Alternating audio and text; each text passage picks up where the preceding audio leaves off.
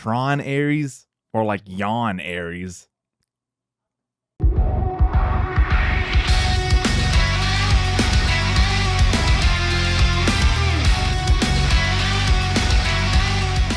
What is going on, everybody, and welcome to my review for Tron Ares. This is the third film in Disney's Tron franchise, and it's the first one that we have gotten since Tron Legacy, which came out all the way back in 2010. So it's been about 15 years since we have gotten a story from this world. The basic premise here is you have these two mega tech corporations in a race against one another to discover a line of code that will allow artificial beings and resources from the digital world to survive permanently in the real world. And sent on this mission is a highly advanced security program known as Ares, but the by any means necessary orders of his mission begin to conflict with his ever-growing curiosity and desire to discover what it means exactly to be alive. Now, despite the Tron franchise spanning multiple generations through movies, shows, and video games, I do not personally have much of a history with it, and therefore do not have many strong opinions for it either. I only just saw the two previous Tron movies for the first time earlier this week in preparation for seeing this film,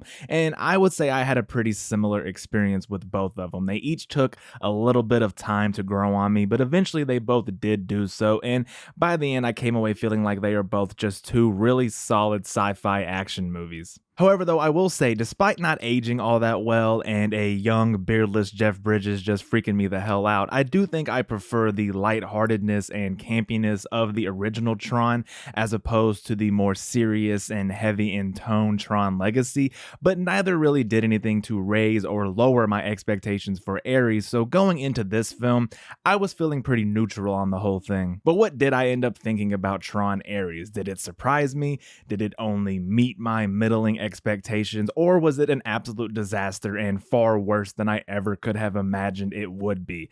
Well, before I get into those thoughts, I'd like to ask that while you are here, please consider giving the video a like and subscribing to the channel as well for more movie reviews.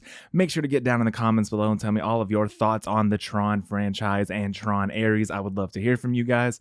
Now let's get into the review. So as always, starting with the positives, and this is the kind of movie where everything that I liked about the trailer ended up being everything that I liked about the film itself. One thing you are always going to get with a Tron film, especially coming off of Legacy, is super impressive special effects. This movie is very visually driven, as are most sci-fi adventure films. And in the case of Tron Ares, I think they executed this aspect of the film to a T, and honestly, this was some of the best VFX work I have seen from a live action Disney movie in what feels like a really long time. This is the kind of CGI consistency that I wish we could have been seeing within the MCU over the last several years, but this does feel kind of like a puff out your chest moment for Disney and them showcasing that they still can deliver S-tier high quality visual effects work, and I hope that the skill displayed in this film is the new standard that they have set for themselves moving forward,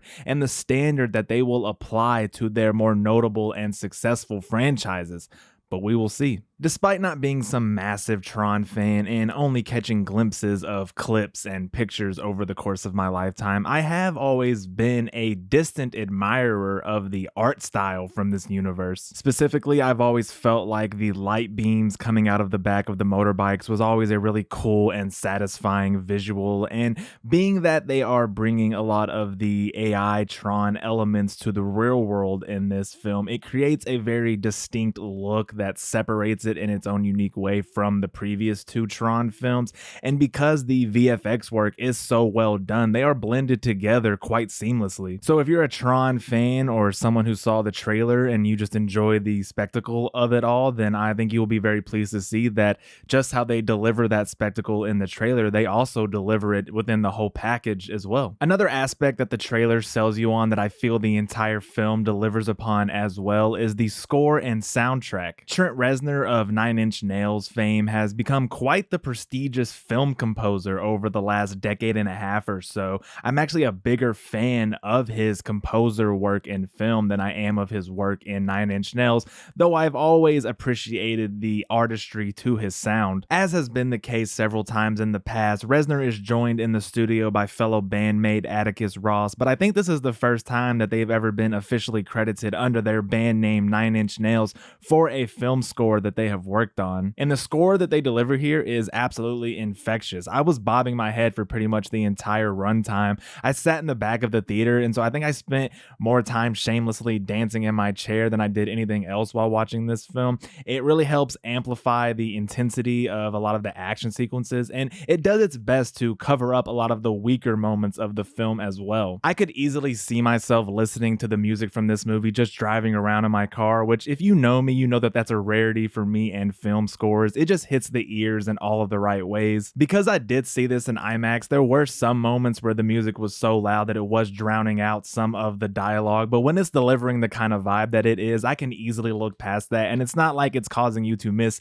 any substantial moments of dialogue. So kudos to Nine Inch Nails for delivering an absolute banger of a soundtrack, and it is easily one of, if not the best things that Tron Ares has to offer. Moving on to the negatives now, and even though this movie is very pleasing on the eyes and it hits really hard on the ears, I'm at a point now where that just does not get me very far. It's not enough for me when it comes to movies. I really need the story and the characters to be able to hook me in, and unfortunately for Tron Ares, it was just never able to do so. This movie is the prime example of something that is all flash and no substance, and I think it's exactly the kind of slick, high budget, mediocre spectacle film that moviegoers are growing more and more tired of seeing every time another one comes out, specifically from Disney. On a story level, the whole idea of this movie revolves around the merging of the digital world and the real world, and with AI being so relevant in today's society, there's a lot of ideas that can be explored there, but because it is such a prevalent topic of discussion, a lot of people are making movies about it, so you need to be able to do something to separate yourself from the pack, but it never feels like Tron Ares is interested in going any deeper than just surface level on any idea that it touches on. It's playing a balancing act between two plot lines. You have the implications of bringing the AI world into the real world, implications that, like I said, do not get fleshed out all that much throughout the movie, and then you have this AI Pinocchio story going on with Jared Leto's character, and I understand that this is just a big budget sci-fi blockbuster movie, so I'm not asking that it be the deepest movie of all time, but you gotta give me a little bit of something to engage with, and I don't think they do so with either of these plot lines. And speaking of Jared Leto, let's get into the characters a little bit. Now, he is probably the only person amongst the cast and the characters that I will talk about, because unfortunately, everyone other than him is really just forgettable. They all are performed well, I will say that. Nobody amongst the cast gives a bad performance, but their characters are just dime a dozen and not that interesting to dive into. Jared Leto as Ares is the only one that I do feel is worth talking about a little further, because he is billed as the lead for this movie, even though he does share a lot of the spotlight with Greta Lee, and I found him to be a very odd character in this movie. As just an actor, I have always been a Jared Leto defender. I do think he is a talented actor. I mean, he won an Oscar, for crying out loud, but I do think he is a very bad script chooser, and that is evidenced by the fact that since he did win his actor, he has not been in a single movie that was received well by critics or audiences. This bad movie run that he has been on, combined with the fact that as a person, a lot of people view him as being quite the creep and weirdo, understandably so. A lot of people that were excited at the idea of a new Tron film were quickly deflated when it was announced that he would be the lead for this movie. And much like how I feel with the rest of the cast, I think on the performance side of things, he does a okay enough job for what he is given, but being that his character is supposed to be the most interesting aspect of the film's story, I think they dropped the ball in that regard. I would say for probably the first third of the movie, he's a pretty boring character. The things that he says and the way that he says them are pretty robotic, as you would expect for an AI programmed being. But almost at the stop of a dime, he begins to become a lot more personable for the latter 2/3 of the film. And it happens so fast, in fact, that I honestly kind of feel like there was a big chunk of his arc that was cut out of this movie. Because other than him just reading a quote from Frankenstein, I never saw anything in this movie that gave us an answer, at least to me, as to why he all of a sudden has this strong desire to become alive. And then once he does start to become more personable, I honestly just felt like he was so pretentious and douchey, and he just talks and says things like that guy you probably know that thinks everything they say is meaningful and deep. Honestly, you could have told me that for the latter 2/3 of this film, Jared Leto didn't even know he was in a movie anymore. It just kind of felt like they were just recording Jared Leto in his day-to-day life, because I would not be surprised if this was his actual personality. He just felt so much like the guy that's always busting out the acoustic guitar at all the parties, and because it does happen so fast and I never really got an understanding for it, it just made the character overall feel very corny and off-putting, I guess you could say, and that's just not how the hero in a Tron movie should make you feel. So if you were concerned about Jared Leto being in this movie, then I'm here to say that on a performance level, I don't think he does anything there that will turn you off towards this movie.